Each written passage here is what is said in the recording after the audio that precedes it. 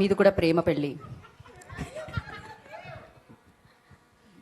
Yeah, నాకు తెలుసు మీరు సంస్కృతంలో లోపల నన్ను తిట్టుకోవాల్సిన అవసరం లేదు. సమ్ టైమ్స్ బయట కూడా సౌండ్ వచ్చేస్తుంటుంది, అదో ప్రాబ్లం మళ్ళీ. సో మీరు చెప్పండి, ప్రేమ పెళ్లి కాబట్టి పెళ్లికి ముందు వ్యాలంటైన్స్ డేకి మీరు ఏం గిఫ్ట్స్ ఇచ్చేవాళ్ళు, పెళ్లి తర్వాత ఇప్పుడు వ్యాలంటైన్స్ డే వస్తుంది 2026, ఏమి ఇస్తున్నారు?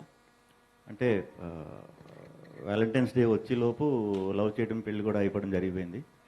సో మీరు సినిమాలు చేయడంలోనే ఫాస్ట్ అనుకున్నాను, లవ్ చేయడంలో పెళ్లి చేసుకోవడంలో కూడా ఫాస్ట్ అని ఇప్పుడే తెలిసింది. అన్నీ ఫస్టే. సరే, గిఫ్ట్ గురించి అడిగినట్టున్నాను నేను. మరి గిఫ్ట్ గురించి అడిగానండి, ఏమి ఇవ్వలేదా? ఇప్పుడు ఇవ్వరా? పోనీ 2026 తర్వాత పెళ్ళి అయిన తర్వాత వ్యాలంటైన్స్ డేలు వచ్చాయి కదా చాలా.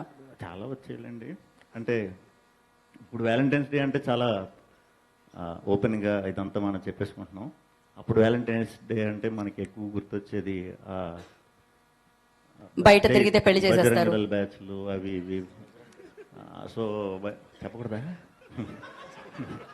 నాకు తెలీదు. అంటే అప్పుడు మరి కొంచెం వ్యాలంటైన్స్ డే రోజు మాత్రం బయటకు వచ్చేవాడు కదా నేను. సో ఫ్రీగా పెళ్లి చేసుకోవాలని మీకు లేకుండే, అందుకనే మీరు గ్రాండ్ గా పెళ్లి చేసుకున్నారు. Thank you so much. ఇంకొకడైతే నాకు తెలిసి ఏం జరుగుతుంది. మీరేం చేసేవారు చెప్పండి. నేను కూడా ఎప్పుడైనా అలానే బయటకు వెళ్తే మళ్ళీ అనవసరంగా మ్యారీడ్ అని రాసుకోవాల్సి వస్తుందేమో అని ప్రస్తుతానికి వెళ్ళట్లేదు. థ్యాంక్ యూ సో మచ్ అండి.